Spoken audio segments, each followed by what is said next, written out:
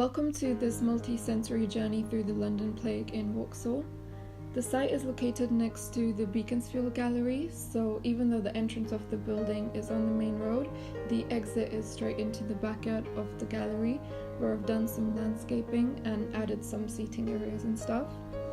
So when you first enter the building at ground floor, you're in the sort of primary exhibition space, which is a big room with very high ceilings and limited strategic light coming through. The room is full of artwork from the plague to give you a brief overview of what you're about to see. And as you walk around the space, there's this sort of giant column like awkwardly standing in the center of the circulation.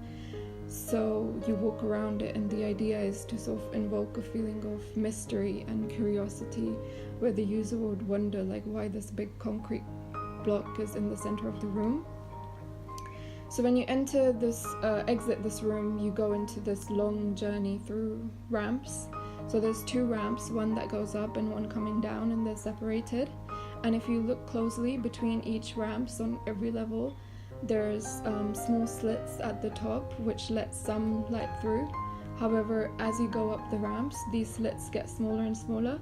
So it's the idea of it getting darker and increasing the sense of loneliness and like feeling of being trapped, as it would have been for the plague house inhabitants. So the inside of the ramps is made of this rough concrete with like bubble-like textures coming out. This is sort of to mimic the uncomfortable buoys, which are like the spots full of like pus that the plague victims would have on their body. And because the ramps are quite narrow, the user is sort of made to hold on and support themselves by touching these rough concrete walls in order to make their way up. And as you reach first floor, you enter what I call the sort of jewel of the space. This is where everything comes together. It's a room with no sunlight whatsoever, as the outside has a layer of Vantablack coating on it, which is a material which will absorb 99.9% of the light. So the only source of light being in the central column with fire. So this space is where the mystery is unveiled, and the user finally finds out what that column was on ground floor. So the ceiling of this room also has a black reflective mirror. So the fire which is underneath is also reflected on top. So it's the idea of being surrounded by the fire. And the fire represents the end of the plague, which was brought upon by the Great Fire of London. The column itself is made of smooth concrete, and it's over 7 meters tall.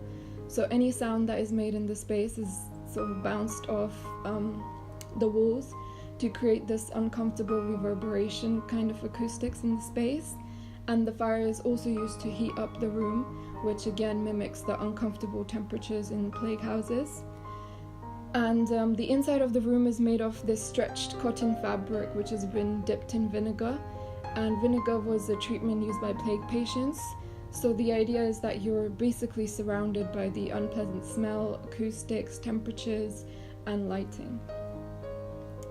Also, the exterior of this first floor space is ornamented by these small solar lights, which, if you look from the outside, in contrast to the super dark Vantablack, it sort of appears from far away as a void with stars on it. When you exit first floor, you exit into the ramps which are going down, and for these ramps the slit windows get wider and wider as you reach ground level. So as the light increases, there's this idea of sort of hope and returning back to life after the dark experience that you've had.